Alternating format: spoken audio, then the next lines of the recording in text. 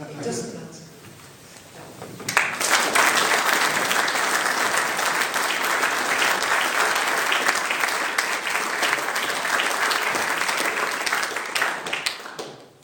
Chair, ladies and gentlemen, friends, Romans, countrymen, lend me your ears. Okay, that's a quote from Shakespeare. I had to put that one in. You've probably heard loads of Shakespeare stuff recently. Because today, but it doesn't matter, because today is Shakespeare's 400th anniversary. It's actually the anniversary of his death. It's also his birthday, because he died on his own birthday, which is fascinating. But that's not why we remember him. We remember him for his plays and his quotations.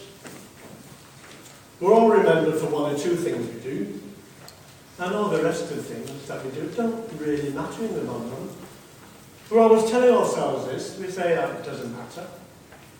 I do it all the time. This morning I woke up, I looked at the weather, I thought, oh, it doesn't matter. I'm going to spend today indoors anyway. Meetings and seminars and doing this. So I took my shirt out of my suitcase and it was all creased. And I said it again. Oh, it doesn't matter. It's only creased at the back. It won't show. So. I'm sure some of you did that with your dresses and your jackets. I'm not checking. So, let's look at a few well-known names and see what it is we actually do remember. So we'll start with William Tell. What do you remember about William Tell?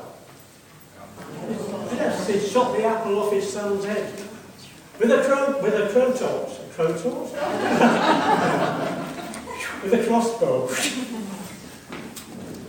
And what else did he do? Well, he lived in Switzerland in a turbulent time in the country's history. He did all sorts of things, climbed mountains, but it doesn't matter. But only interested in the apple story. That's all. And then there's another character. I've seen his posters around the town. Dick Whittington.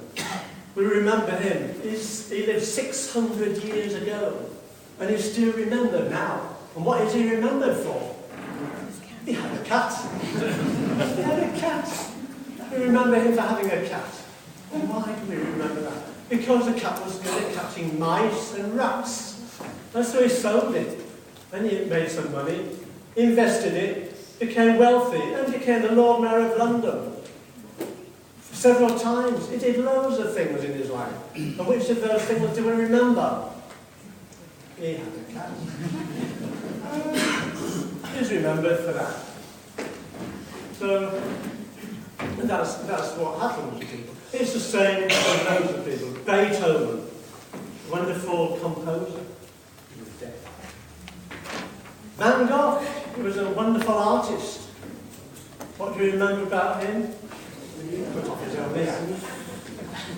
He was probably deaf as well, I think. Then there's that Leonardo da Vinci, a brilliant engineer, artist, astronomer, architect, musician. He tried his hand at everything. And of all the things he did, what is he remembered for most? One of his paintings, a portrait of the Mona Lisa.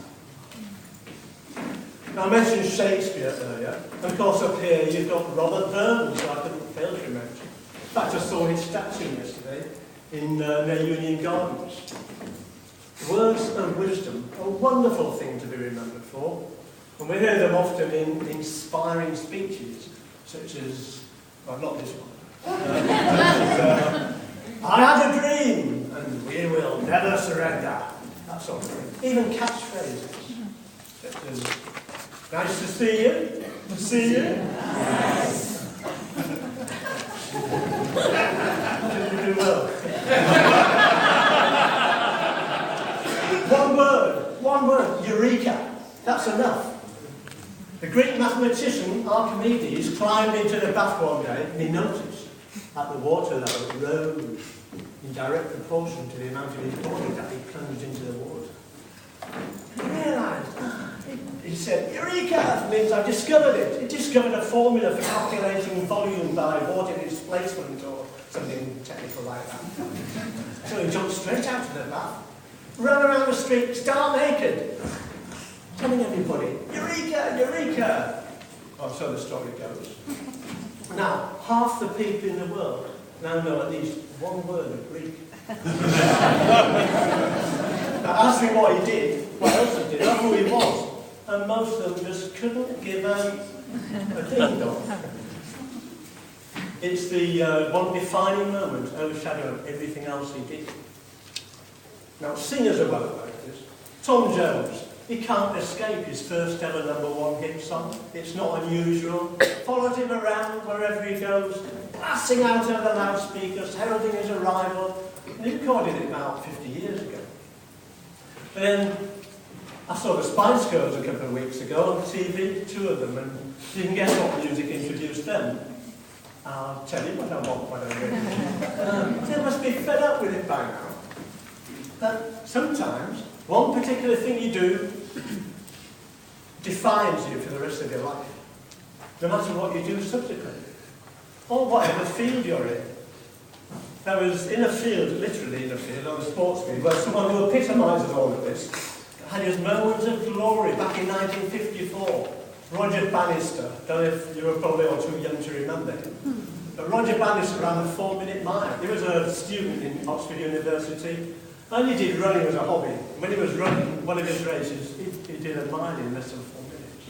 It was sensational. Anyway, he graduated, became a neurologist, studying brain diseases and spinal cord injuries. And he had a distinguished career lasting over 40 years. But throughout that time, he was always known as that bloke who ran the 4-minute mile. He couldn't get away from it. So it doesn't really matter what you do, because we don't know where things are going to lead, or what we're going to be remembered for. I mean, if I walk out of here tonight and get knocked over by a bus, I'll probably just be remembered standing up here, talking about the Spice Girls and reading Whittington's text. I think it's all more about Shakespeare. Who cares? It doesn't. Why worry about it? As I said before, in the long run, it doesn't matter.